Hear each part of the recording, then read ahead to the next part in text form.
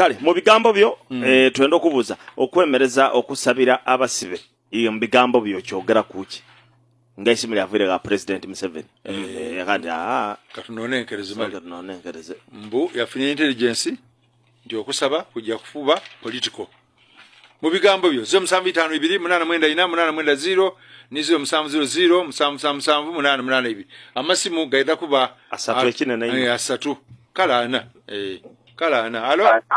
akomeni dakaba wanji mwe baletu wereza amaina nioli katele first umuzi bugweri mu bigambo byo mu bigambo yangenze ndiko bana esebu obutasamira abasibo kozeke ndizirayo wanji kwa abasiremo na beta agitako kutalo kubaye katonda baba sala sidiva katonda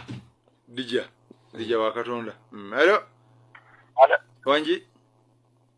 Assalamualaikum warahmatullahi wa alaykum assalam wa rahmatullahi wa barakatuh amebula radio mu bigambo byo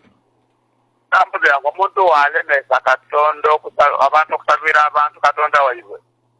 sekeza tibana azira katonda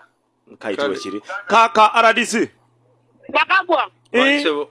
ndikakaira kuwebugweri atuweiganga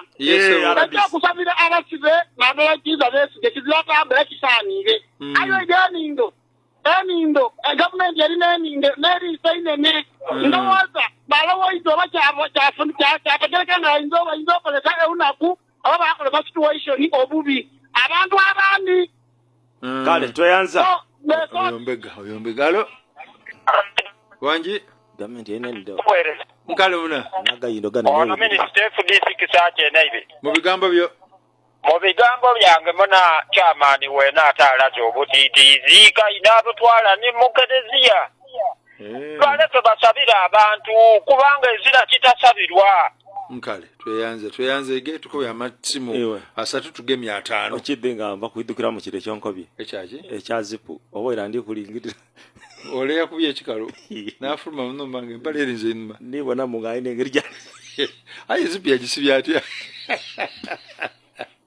kale banange katukolute bino byemuwulira ti biduubo bya Nabbassa abagikulira oba abakozi baayo aye biduubo by'abantu ba buliido mu bigambo byo bibeere kutuusibwako Airtel Volta